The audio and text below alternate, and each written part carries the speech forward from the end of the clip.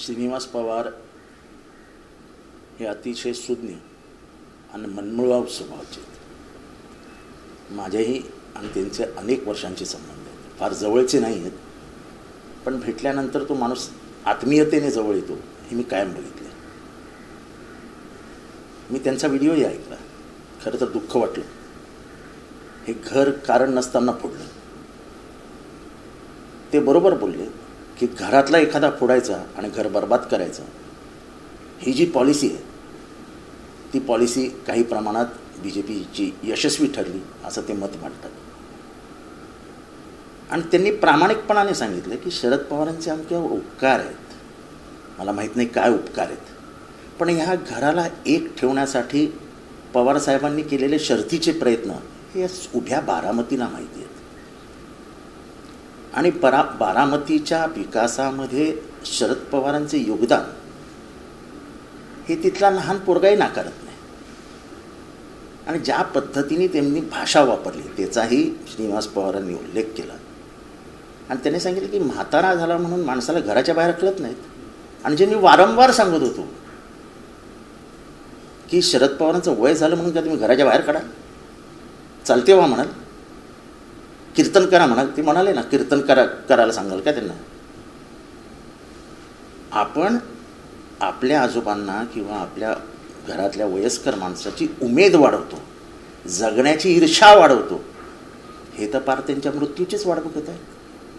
आणि त्यामुळे अत्यंत दुःखाने मी सांगतो की जे काही होतं आहे आणि जे काही मी ऐकतोय, जे काही त्यांच्या घरचे बोलत आहेत ह्याच्यातनं तरी महाराष्ट्राला कळेल की खरं काय आहे. योगेंद्र बोलला, श्रीनिवास दादा बोलले, म्हणजे घरातनंच येणाऱ्या प्रतिक्रिया आहेत त्या आपण सख्यांकडून हे अतिशय दुर्दैवी आहेत. पवार कुटुंबांची एकता ही दिवाळीत दिसायची, अनेक वेळा अनेक कार्यक्रमात दिसायची. आणि सगळ्यांनाच सांभाळून घेणारे पवारसाहेब दिसायचे. आपल्या पत्रामध्ये जी भूमिका नावाचं पत्र लिहिलं त्याच्यात साधा उल्लेखही नाही पवारसाहेबांचा. आणि त्यांनी लिहिलं की मी अपघाताने मला महाराष्ट्रात राजकारणात यावं लागलं आणि त्यावेळेस महाराष्ट्राला माझ्यासारख्या युवकाची गरज होती. त्याच काळात आलेले जयंत पाटील, त्याच काळातले RR पाटील, त्या काळात 90च्या दशकामध्ये अनेक तरुण नेते आले. ते कधीच असं म्हणाले नाहीत की स्वप्न पडलं होतं. म्हणजे मला काही कळत नाही.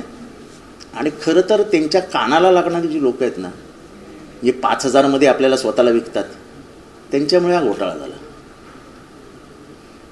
आणि कोणाचं नाव घ्यायचं नाही, उभ्या महाराष्ट्राला माहिती आहे की त्यांच्या कानाला 2 जण कोण लागायचे, ज्यांचे आधीच BJP बरोबर संबंध निर्माण झाले होते. ते होते आमच्या पक्षात पण काम करायचे BJPचं. असे 2 जण आहेत होते. जवळची माणसं लांब जात आहेत, त्यामुळे नक्कीच आता नाही, जवळची माणसं नाही, ज्यांना सत्याची जाणीव आहे, ज्यांना घरातलं सत्य माहिती आहे, ज्यांना शरद पवार साहेबांचं घरातलं योगदान माहिती आहे. आता आपण विकासावर नाही बोलत आहे, आपण घरातल्या ऋणानुबंधाबद्दल बोलतोय. ऋणानुबंधाचा दोरखंड कधीच तुटता कामा नये हे आपण बघायचं असतं. ह्यांनी तर ऋणानुबंधाच्या दोरखंडावर उभी तलवारच मारली. असं नाही होत. प्रत्येकाला आठवतात ते दिवस जेव्हा मी अडचणीत होते तेव्हा माझ्या मागे कोण उभं राहिलं, किंवा जेव्हा मी दुःखात होतो तेव्हा माझ्या पाठीवरनं हात कोणी फिरवला. हे हात आणि तो आधार कधीच विसरायचा नसतो. विसरला की तुम्ही किती कृतज्ञ आहात हे दिसतं. आणि आज श्रीनिवास पवारांचं 6 मिनिटाचं जे काही ते बोलले आहेत त्याच्यात फक्त कृतज्ञता दिसते. कृतज्ञता दिसतच नाही की हा माणूस किती कृतज्ञ आहे. हे सख्खा भाऊ बोलतोय ह्याच्यासारखं दुःख नाही, ह्याच्यासारखं दुर्दैव नाही. राजकारणात अनेक लोक जे ते पवारांना ह्या वयात सोडून गेले. आणि नाही, ते कोण सोडून, शरद पवारांना कोण सोडून गेले याच्याविषयी आम्हाला यत्किंचितही चिंता नाही. ते कशासाठी गेले, कोणासाठी गेले, का गेले, त्यांचं किती वर्षापासूनचं प्लॅनिंग होतं आम्हाला सगळं माहिती आहे. साहेबांनाही माहिती आहे. त्याच्याबद्दल काही घेणं देणं आहे. राजकारणात सोडतात, जातात, येतात, त्याच्याबद्दल कधीच दुःख बाळगू नये. पण ज्या पद्धतीने अजित पवार साहेबांबद्दल बोलत होते ती पद्धतच नव्हती. जा ना आता घरी बसायला, काय होतं तुम्हाला? अरे काय पद्धत आहे? तुम्ही सरळ सांगू शकत होतात की मी पवार साहेबांबद्दल काहीही बोलणार नाही. पवार साहेबांबद्दल बोलायलाच पाहिजे हे तुम्हाला कोणी सांगितलेलं? हा जो राग त्या घरामध्ये निर्माण झालाय ना, तो ते सातत्याने पवार साहेबांबद्दल बोलत राहिले म्हणून निर्माण झाला. की ज्या माणसाने 50 वर्ष घर बांधून ठेवलं, अजून तर खरं तर खूप आतल्या गोष्टी आहेत ज्या पवार साहेबांनी यांच्या सगळ्यांसाठी केलेल्या आहेत. पण हे जे काही झालं ते वाईट झालं. आणि ज्यांनी कोणी हे घर फोडलं त्यांनी पाप केलंय असं माझं स्पष्ट मत आहे. आज महाराष्ट्रामध्ये काय गेलं? आज महाराष्ट्राच्या जनतेला सत्य समजलं ना.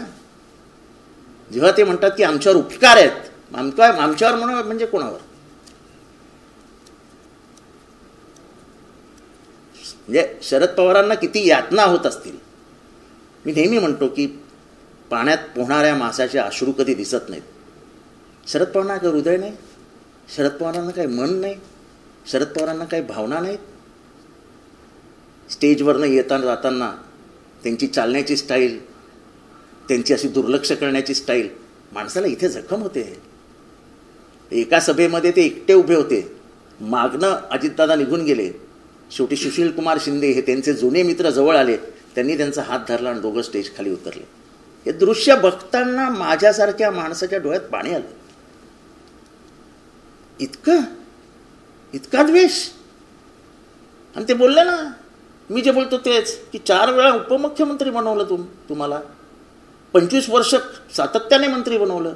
हे स्वतः श्रीनिवास पाटील बोलले. मी तर बोलायचोच, पण मी खोटं बोलत नव्हतं. श्रीनिवास पवारांच्या तोंडातनं आलं. आता माझ्यावरती टीका करणारे ह्याचं उत्तर देतील काय? हे 2-2, 4-4, 5-5 पेड नौकर ठेवलेत, ते पेड नौकर येतील का बाहेर? देतील उत्तर? द्या म्हणा आता उत्तर. श्रीनिवास पवारांना म्हणा मला जे म्हणतात ते. असं नाही होत. आम्ही सत्य बोलत होतो, आम्ही काहीही चुकीचं बोलत नव्हतं. हे श्रीनिवास पवारांच्या जे काही बोलले आहेत त्याच्यावर सिद्ध झालं. महाराष्ट्राला सर्व माहिती, मात्र मागे देखील बोललेलं हे भाऊक होतील, मात्र घडीनीच काम केलेलं आहे बारामतीमध्ये. आता श्रीनिवास पवार काय म्हणाले ते कळलं ना आपलं. सर, चंद्रकांत पाटील म्हणतात की शरद पवारांनी 2019 साली लोकशाहीचा खून केला आणि त्या लोकांबरोबर जाऊन सरकार बनवलं, असा आरोप पवार साहेबांवरती केला. चंद्रकांत पाटलांना मला काय उत्तर द्यायचं नाही. सर, आज सुप्रीम कोर्टमध्ये दोन्ही गटाचा वर निर्णय येणार आहे.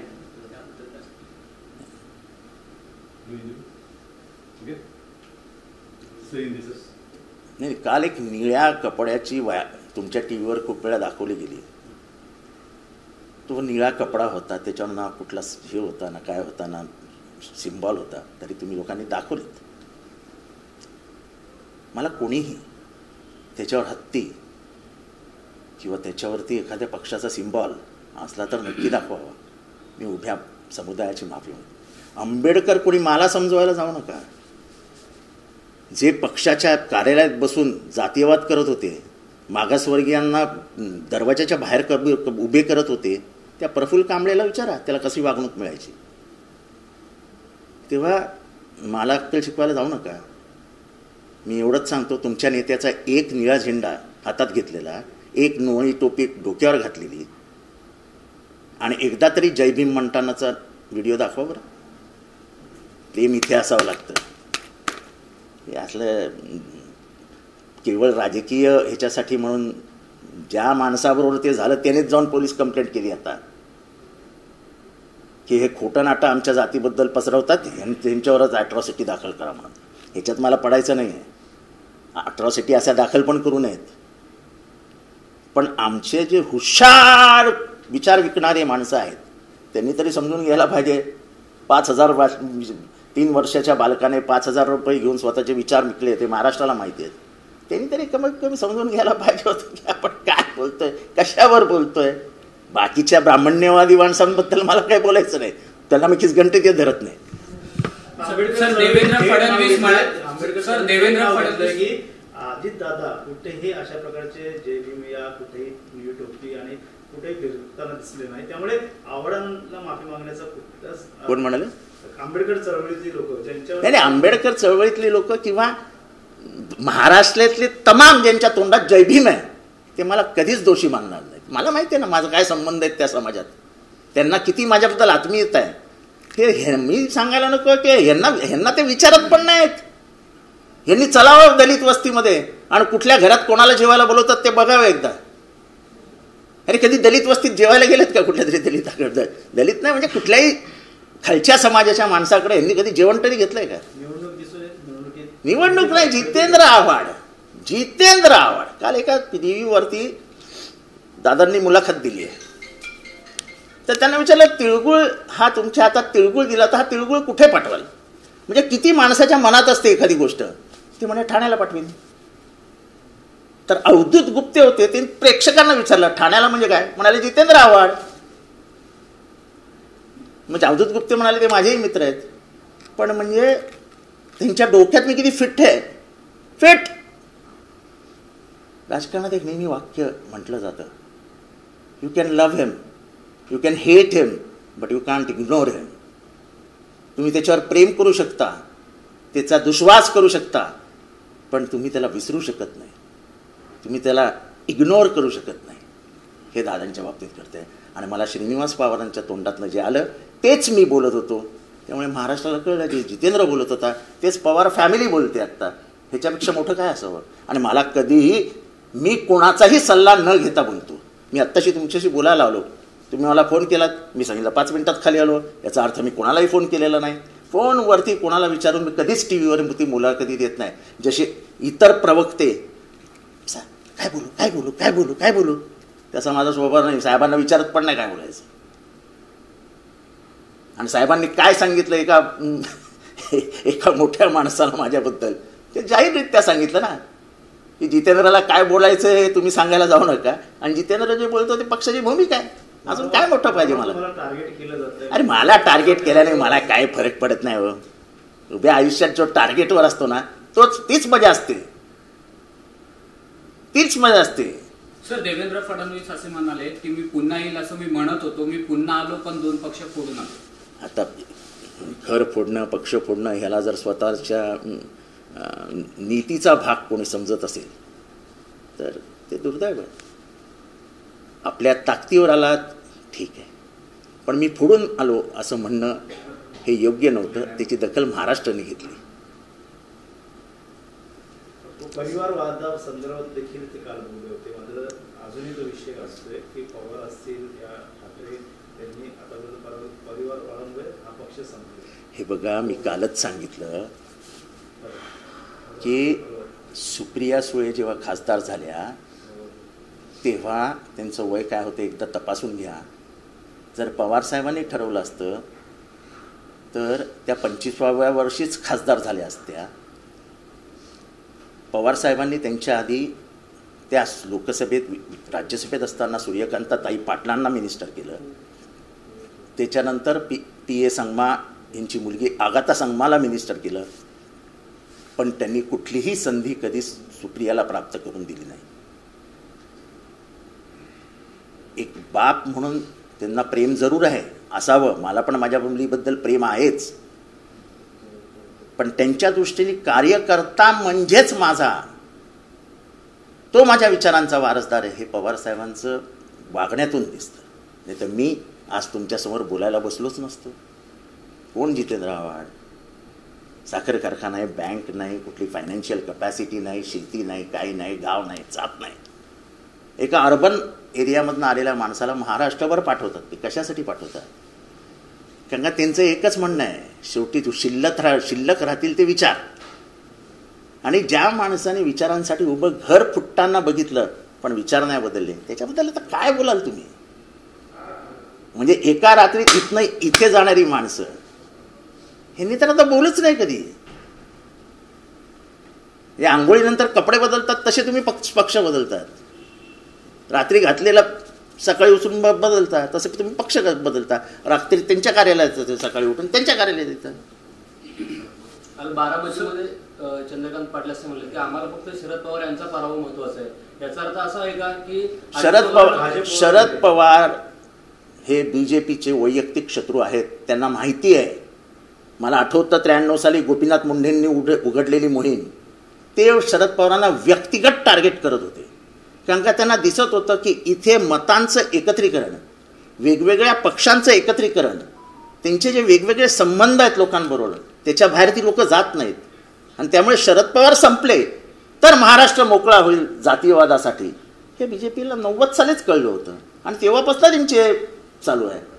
पण त्यांना आजपर्यंत यश आलं नव्हतं. पण अजितदादांच्या रूपाने एक मोठा मासा त्यांच्या गळाला लागला. मला आठवतं की जेव्हा समृद्धी महामार्गाचं काम अनाऊन्स झालं आणि मुख्यमंत्र्यांनी, तेव्हाचे देवेंद्र फडणवीस साहेबांनी तिथे सांगितलं की आता हे काम MSSRDC करेल. तेव्हा MSSRDCचे मंत्री होते एकनाथ शिंदे साहेब. तेव्हा मी विधानसभेत ओरडलो होतो, मोठा मासा गळाला लावला. आणि ते अंतिमतः सत्य झालं. हे माझं वाक्य होतं, मोठा मासा गळाला लावला. चंद्रकांत पाटील बारामती मोजले आहेत आणि म्हणजे याचा अर्थ असा आहे की शरद पवारांना हरवण्यासाठी अजित पवारांना सोबत घेतले. त्यांना ते घरच उडवायचं आहे, त्यांना ते घर संपवायचं आहे. जसं त्यांना ठाकरेंचं घर संपवायचं आहे, तसं त्यांना पवारांचं पण नामोनिशान मिटवायचं आहे. महाराष्ट्र एवढा कृतज्ञ नाही.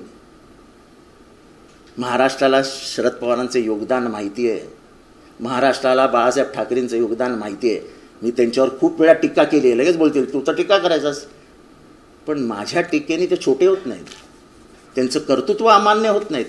वैचारिक मतभेद असूच शकतात आणि ते असायलाच हवे.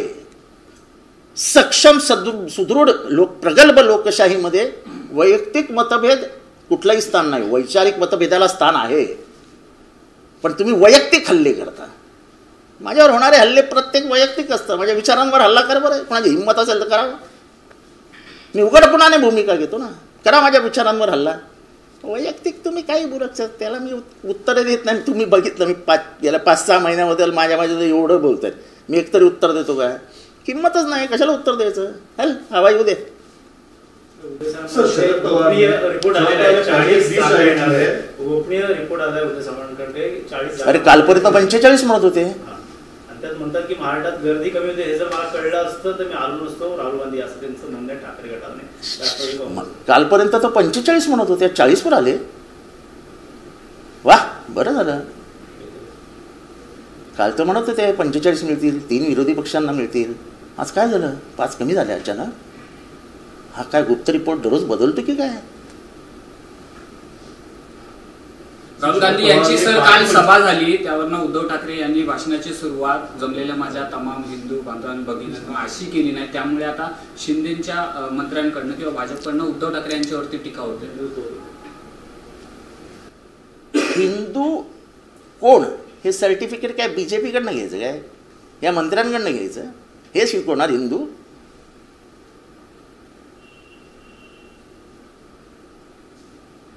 मुस्लिम द्वेष म्हणजे हिंदुत्व नव्हे, ते त्यांचं हिंदुत्व आहे.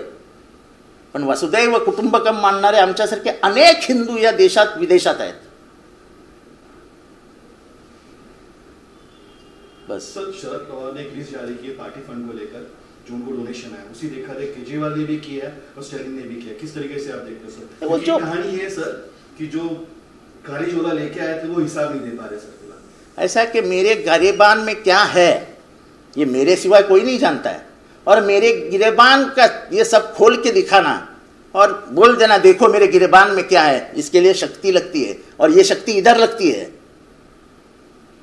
साफ जब तुम्हारा दिल होता है तब तुम दुनिया को बता देते कि मेरे हाथ में देखो क्या है. दिखा दिया आज पवार साहब ने, दिखा दिया अरविंद केजरीवाल में. अब जितनी भी पॉलिटिकल पार्टी है बता दो सच क्या है. सच क्यों छुपा रहे हो? आप अगर राम को मानते हो तो वाल्मीकि की बात मानो. रामायण लिखने के पहले वाल्मीकि ने क्या कहा था उसको भी मानो.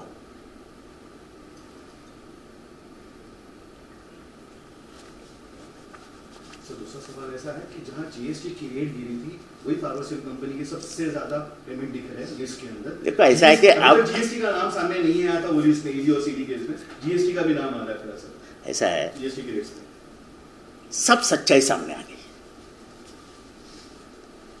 सब सच्चाई सामने आ गई। मैंने मेगा इंजीनियरिंग के बारे में कहा था, इधर ही टनल बन रहा है ये बोरीवली के आसपास। उनको समृद्धि का काम दिया गया था, जिधर जो ब्रिज गिर गया उसमें एक मजदूर मर गया, वो मेगा इंजीनियरिंग का ही काम था। मेगा इंजीनियरिंग को काम मिला और दूसरे दिन पैसा जाता है अंदर। इसका मतलब क्या है?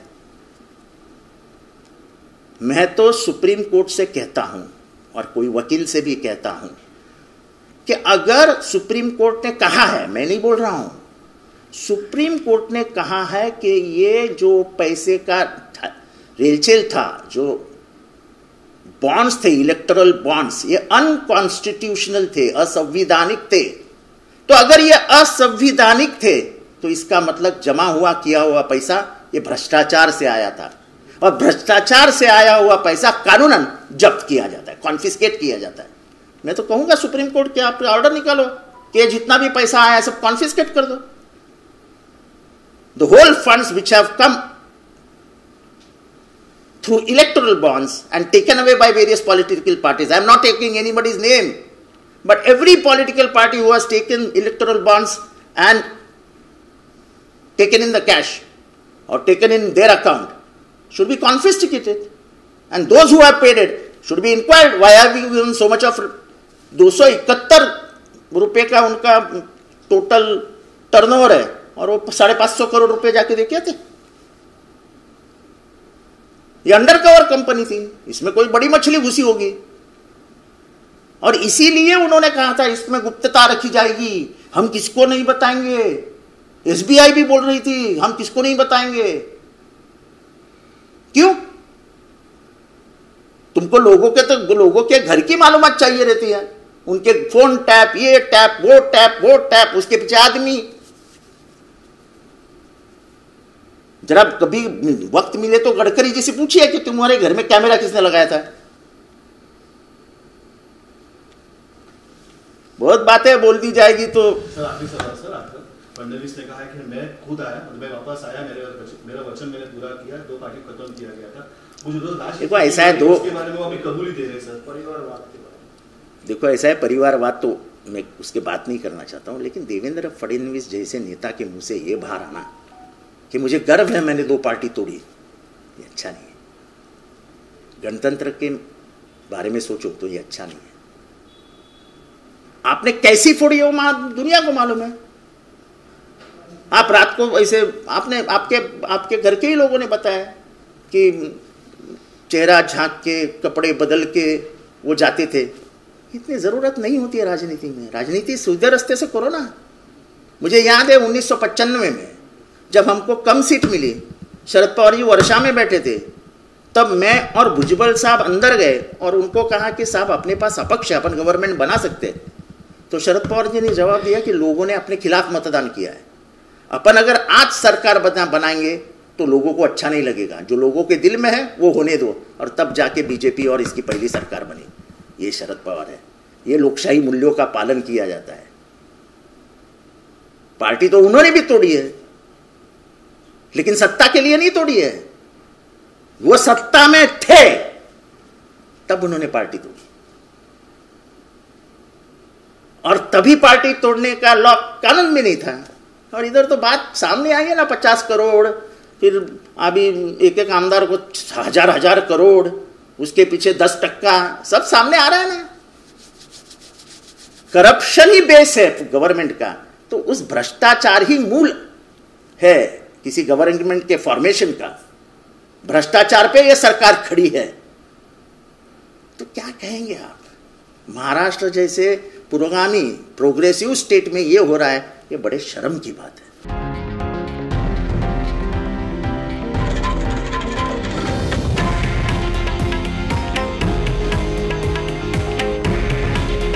हे आहे देशातील नंबर 1 न्यूज नेटवर्क आणि आपण पाहत आहात TV9 मराठी। काळजी तुमची, हित महाराष्ट्राचं।